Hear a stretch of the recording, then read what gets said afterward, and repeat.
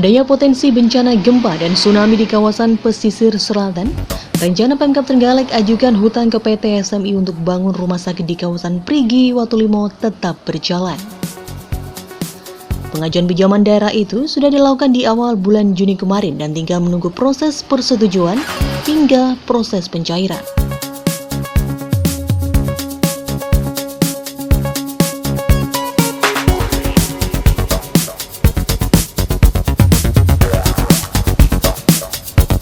Mengacu keterangan Bupati Trenggalek, proses pengajuan pinjaman daerah itu sudah dilakukan sejak 6 Juni 2021 kemarin.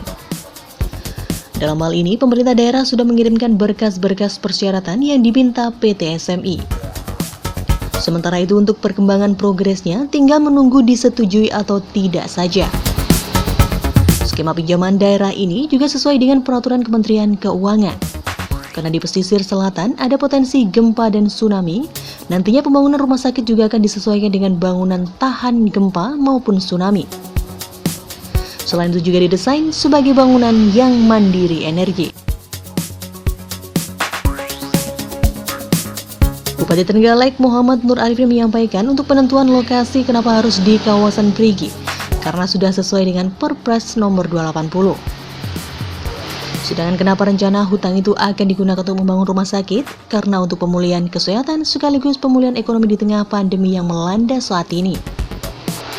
Untuk besaran nominal pinjaman daerah ini sebesar 250 miliar rupiah dengan tenor pembayaran selama 5 tahun dan berbunga sebesar 5,6%.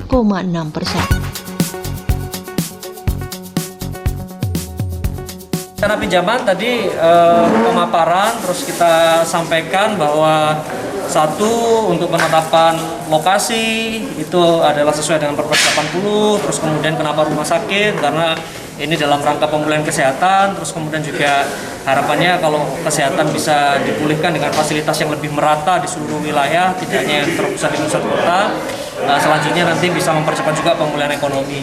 Terus kemudian bagaimana bangunan nanti didesain tahan gempa, terus kemudian berstruktur anti tsunami dan juga bisa mandiri energi, karena harapannya nanti ketika terjadi kejadian bencana di wilayah selatan ada pusat kesehatan yang bisa langsung merecover. Sedangkan nanti bagaimana mekanisme semuanya sudah diatur di dalam peraturan Menteri Keuangan dan juga PT SMI. Apa saja dokumen yang diperlukan tadi sudah disampaikan ya. Jumlah dan skemanya? Jumlah sekitar 250, terus kemudian nanti tenor selama 5 tahun. Progres kita tinggal menunggu disetujui atau tidak pinjaman. Sudah diajukan nanti? Sudah diajukan.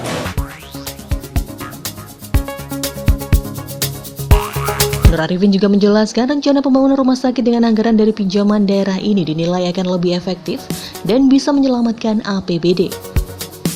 Dengan demikian, APBD dalam 1 tahun tidak seluruhnya akan terkuras untuk membangun rumah sakit. Namun sebagian masih bisa digunakan untuk pembangunan infrastruktur lainnya.